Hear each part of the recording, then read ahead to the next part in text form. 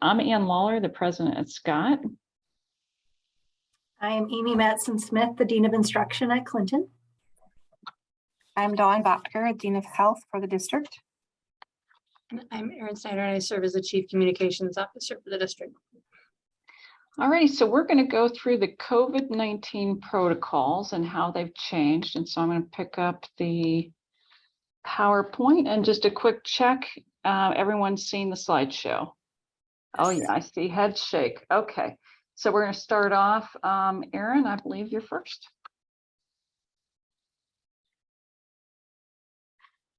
Uh-oh, we might be muted. I'm not sure.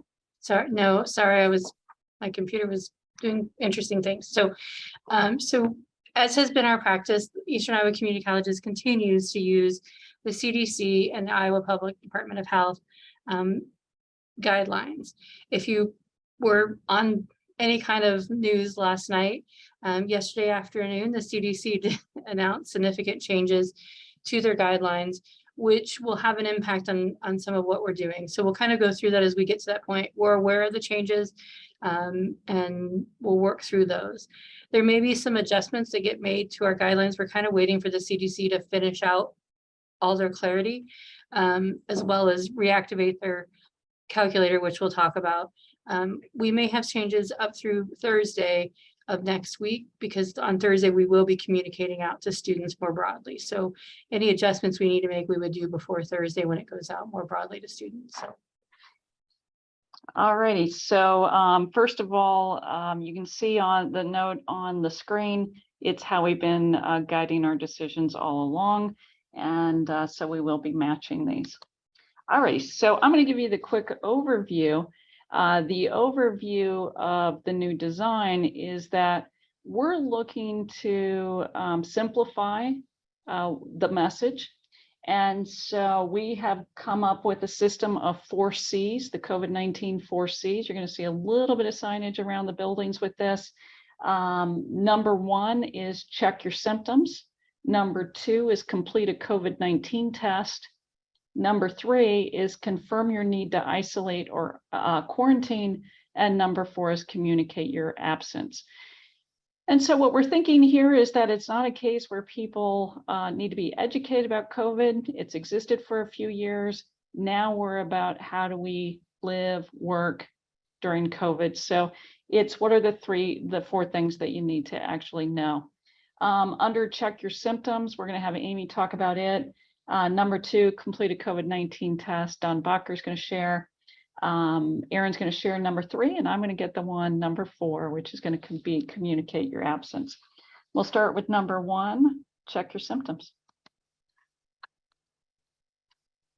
All right, here we go. Check your symptoms is really just that. If you are not feeling well, we ask you to stay home. The symptoms of COVID are not new to us. I mean, that definitely is something that we're known, but we are aware that they do change sometimes with the variants. So we will have a link to the COVID-19 symptoms available to individuals so that if you're not sure for some reason, if your new symptom matches up with something related to COVID, you'd be able to check that there. So again, you wake up in the morning or during the night and you're not feeling well, rest at home. Don't come to campus. And again, if you need to check your symptoms, we'll have a link to help you do that. All right, number 2. So number 2 is talking about completing the COVID-19 test. And this is, again, you've determined that you're not well and that you're staying off campus for the day. And so if you decide that you're experiencing those symptoms or you've been exposed, we'd like you to go ahead and take that COVID-19 test. One of the big nice things about the test is that they're very easy to get. They can be gotten through your healthcare provider, the local pharmacies. I think we even still have a store of them, and you can also use Test Iowa. The other nice thing is that we do encourage people to continue to use the U.S. Postal Service, where you can get free kits. And the recommendation here is always having one available for you ahead of time is definitely easier than having to potentially go out and get one when you're not feeling well. So one of the nice things is that we'll have links not only to Test Iowa, but also into the link for the ordering your free test as long as that's still available. So. So the next step is to confirm your need to isolate or quarantine. As of late yesterday, there really isn't much requirements regarding quarantine. It's truly isolation.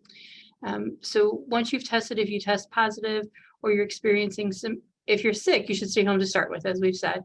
But you're going to confirm either with your healthcare provider, or you can use the CDC quarantine isolation calculator. I'm going to have Ann go out to this site. We're very hopeful that within the next couple of days, CDC will actually put the calculator back, because what was nice is you put in a date, you answer some questions, and it actually told you what your kind of return, your end of quarantine date would be. And if you want me to go to the site, Yes. let me stop. I have to stop sharing this screen and I'll grab the other one. And what happened for us, Erin, while correct me if I'm wrong, what happened for us yesterday was that the calculator went down. Right. And so we're going to get a slightly different look today as we're sharing it. And let me make sure, did I share the correct screen? Everybody can see. Yeah. Okay, good. Okay. So the link still works, and it says, if you're looking for the calculator, to be updated soon. So we're really hoping by early next week it is back, because it's really slick to use. And it provides, again, that date. So you kind of walk through the questions, it's going to answer that.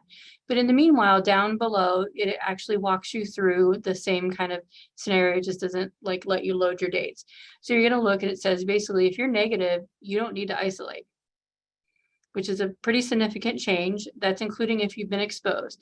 They do recommend that you can mask for 5 to 10 days. It's not required at Eastern Iowa, but it is recommended. So if you've been exposed, whatever, keep in mind that if you're having symptoms, you should probably be home, because at that point you would be ill. If you have symptoms and you test positive, then obviously you're going to isolate.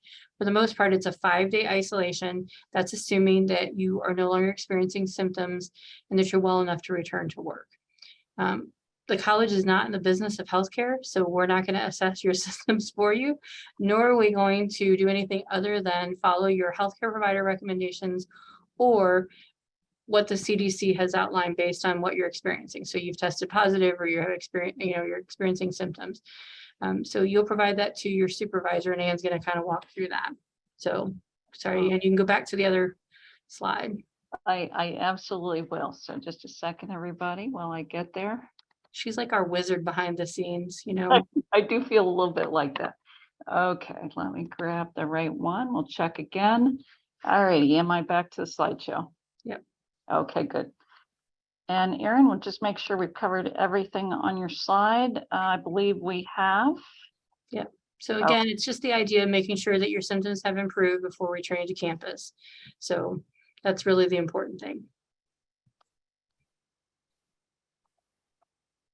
Okay, I'm going to move on to the next one. And again, for those of you who might have joined us late, this is recorded. So if you're missing anything, this PowerPoint presentation will be shared. All right, so I get the one about, so remember, we're at step 4 of the 4 C's. So that means that you've already decided that you're staying home. You've already decided that you need to take a COVID test, or use that CDC calculator, or your healthcare provider has helped determine whether or not you're staying out. And you're now to the point where you're actually going to reach out. And so this slide is actually for both students and then for employees. So the first one's for students. So right now, the slide's going to talk through what students should be doing, which might be of interest for those of you who work with students. You might want to know what we're going to tell them. So we're going to say, hey, let your instructors know. Or if if you're sick, or you have like some sort of appointment you have to get to, we're going to encourage them to keep their instructors informed when they'll be absent. And then faculty and staff should still continue to understand and have flexibility that our students are going to face some challenges if they are COVID positive. We're going to ask them to contact their instructors if they miss a class or deadline. And then we're also going to encourage them to look at their class syllabus, because the class syllabus has a makeup policy on it. That's a requirement for instructors. There should be one on there. If you ever have a student approach you and say, hey, I don't know what I should do, especially our advisors who might be logged on. That's the place to go look. And then instructors may request appropriate documentation regarding their absence, as they always have with any illness. And then after that, if they are ill for an extended period of time, and we all know about people who have like kind of long COVID or any other illness for that matter, we're going to always encourage them to contact their instructors and their advisors, who can help kind of wrap their arms around that student and help them decide what's best for them. Should they try and stay in the class? Should they withdraw from the term and maybe start over? And then one last note for those students, if they do need to miss an appointment, such as advising, testing center, tutoring appointments, that sort of thing, we ask them to notify those offices. Just let them know. And then also, a lot of those services, financial aid, advising, tutoring even, they'll reschedule, but they also might even be able to provide a Zoom opportunity if the student is well enough and wants to actually Zoom in even when they're out with COVID. So we're just a nice little reminder there for them that they can ask for that and maybe it can be provided. And go to the next slide. The next slide's for supervisors. Okay, so supervisors, and not supervisors, but who you're going to contact. So it's for all of us, the employees, right? Including me. I've got a supervisor. I got to communicate, and so do you, to our supervisor if we have to be out. So first of all, faculty, staff, administration, everybody, we are required to practice good communication strategies. We want to communicate with our supervisor. We want to confirm our return to work date. Notice the key word there is confirm. So this is a little bit different than what we did the last couple of years. Those first couple of years, we're contacting HR. Notice this doesn't say that. You don't see HR on this list. It says contact your supervisor. That's like what you've done in the past when you were out, right? You had a sore throat, headache, you needed to call in, you called your supervisor. So we're going back to that with COVID. And that supervisor is not going to determine your medical needs. Your medical provider did. Or if you tested at home, because some people test at home, they then can go to that CDC calculator. And again, it's worth repeating. It's not functioning right now, but we're only about 24 hours into the change. So we got to give that website a little time to catch up. Also a good time to remind people, the very first slide said, this does not go into effect until the first day of classes. I don't know if you caught that detail on the first slide, but August 22nd. So we have a little bit of time to kind of wait for that calculator to be up and running. But anyway, once you know your return date, that's what you're sharing with your supervisor. Your supervisor is not debating that with you, right? You're just going to share and say, this is the date. And so they might ask for some verification of that. Healthcare provider notes have those return dates. It's not revealing anything about you. Some people, I certainly have some people who they just share every bit of personal information. I'm not asking for it. The supervisors aren't going to ask for it either, but some people very comfortable. So that might be a way that people want to just manage it too. So we'll work through that and see what people think on their comfort level. Confirmation from the supervisor. This is going to be another little change. So I believe we got emails back from HR when we had to miss. Okay. And so your supervisor is now going to assume that role. And so how are they going to do that? Remember the premise of the PowerPoint. Your very first thing was that you weren't feeling well. And Amy spent time telling you to stay at home and rest up, right? That's day one. So day one, we have some time to get some things figured out, right? We have time to figure out what's your return date. You've had time to do the CDC calculator. So your supervisor also, you're going to have time to notify that supervisor within that first day, and your supervisor is going to have time to do what they need to do. So if their morning's super busy and you've contacted them and they can't return an email yet, before that day is over, they're required to do that for you. So before your first day of absence is over, you're going to receive an email confirmation from your supervisor regarding the receipt of your need to isolate or quarantine. And again, the verbiage here, CDC changed about, almost 24 hours ago. So it will probably just say isolate in these cases. They will also confirm your return to work date. Notice it says confirm. They're not analyzing it. They're just confirming back the date that you shared. The date shall match the healthcare provider release or the CDC guidance you provide. Please note, though, your return to work date may actually change based on whether or not you have continued symptoms. So we've learned enough over the last 2 years. Not everyone who gets COVID has it for the same length of time. So they give their best estimate. Most people are done with it by then, but we know the long haulers exist. So some of you might be out. Let's hope not, right? We hope everyone's really well all the time. But if you are, then you're going to just have that conversation again. And so that's something that we always have to add, that little extra statement. We don't want you coming if you're sick because you don't want to come if you're sick. You want to be able to rest. Okay. So let's say you have to be out, right? Let's talk about those flexible work options. Some employers or employees, some employees are going to have that option because of the type of work they do. So if your illness requires you to isolate, quarantine, you're going to work with your supervisor to see if working remote is permissible given your specific situation. So some people are going to be too sick. We don't want anyone working when they're sick. Those are sick days. Don't work through them. But I had COVID, everybody. I had it. I don't mind sharing that. I worked during it because I didn't really have the issues that other people have had. So I had a very mild case. I was happy to work during it. So you might fall in that situation. And if you do, well, then, certainly talk with your supervisor about whether or not you can do that. Some jobs can be done remotely. Others cannot. So unfortunately, not everyone has a job description that has things that can be done off campus. And that is just a reality of the different types of workers we have.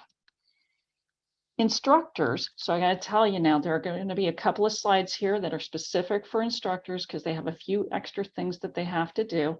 So instructors, what they're going to need to do is, again, if the situation requires them to isolate or quarantine, they're going to need to work with their supervisor to determine if teaching remotely is permissible given their situation, or if a substitute teacher is needed. Because if they're really sick and they have to be out a long time, maybe that's the best way to manage that situation for them and the students. This last note is for all of us, me included.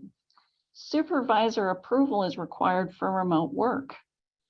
Okay, so remember, your first day you call in, your first day, you're already sick. You're calling in sick. Day one is a sick day. From then on, it's determining whether or not remote work can be done or if it's just continued sick days. So supervisor approval required. So that's a key thing here. Alrighty, so let's say that remote work isn't going to work. So then how are you going to manage leave? All right, so if you're unable to work remotely, you'll need to use that leave time. And then when you return, we all know about the green sheets unless we're brand new employees, and hopefully someone's explained that to you, but you'll turn in a green sheet. We do have a couple of reminders in here. They probably apply a little bit more to faculty because they have kind of those strange schedules sometimes where they're not sitting in a building all day. They might be morning instructors and night instructors, all sorts of combinations. So one sick day equals 8 hours of sick leave, regardless of the teaching schedule for that day. And so again, that's a particular note for instructors to know. We're going to encourage all employees to utilize the self-service to track leave usage and availability. And then the last note is for our adjunct instructors. So our adjunct instructors do not fill out leave forms. They're part-time employees. But what they do is they inform us in a different way. So it's just a little reminder there for that subgroup. Okay, and if you have any concerns about the appropriate use of leave, please contact HR. So notice that's the first slide that even mentioned HR. Very different, right? You also, if the amount of leave exceeds 3 days, we have that standard practice within our district that you need to check with HR because you may be eligible to apply for FMLA. And you might want to. Maybe you are watching your days and you're going to need to apply for that. So you're going to contact HR for those situations. But otherwise, it's working with your supervisor on these. Okay, so I still have a little bit more under category 4. I'm the long-winded one here with this. So the next one is notification to students and appointments.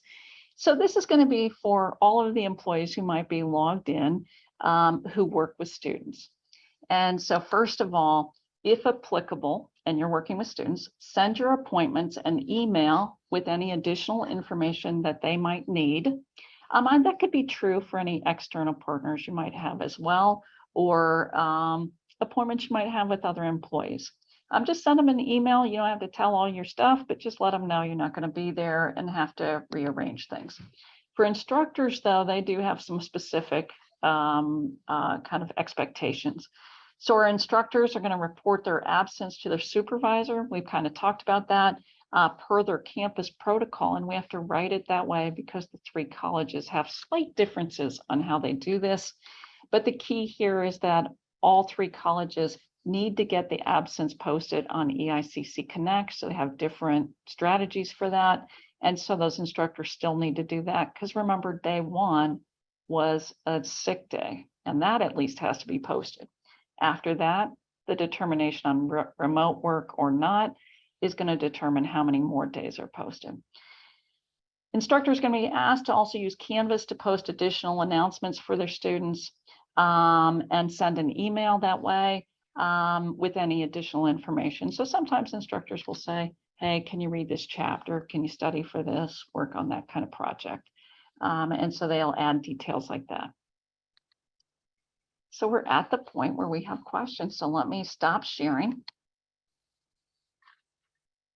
I think we're back.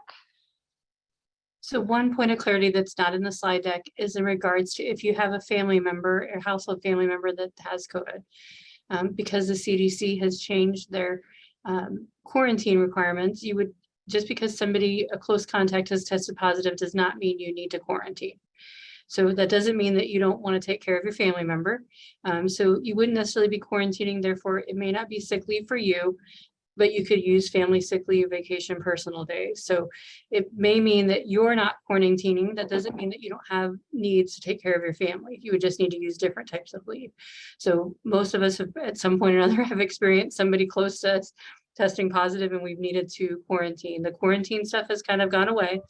And so unless you're isolating or sick, it's, it would be another type of leave. So just for clarity on that. And then the other point of clarity is we do have staff, probably some on this meeting, that are located in our high schools. We have instructors that sometimes teach in businesses. We do need to be respectful of their COVID practices and policies. And obviously, if you're located in like a high school, you'd be also abiding by their protocols. If you're allowed to come to our campus because we're no longer doing quarantining, but you can, but they wouldn't allow you back. You may be working in our site that day, but work with your supervisors on questions like that. But we certainly want to be respectful of our partners' COVID protocols if they are more stringent than what we're going to be doing. I would advise everyone just to follow up with that. We've said it repeatedly today. The CDC guidelines changed yesterday, and so while there's no longer quarantining when you have a positive person, perhaps in your household, it does add other details about wearing a mask when you go out from your home. It does give advice about taking a COVID test on the 5th day. It does give advice to stay home when you're sick. And once you're sick, you're back to the first of our 4 C's. You're not feeling well. You're now really going through our 4 C's instead of coming to work. But it's important to really realize, though, that it's not an automatic you stay home.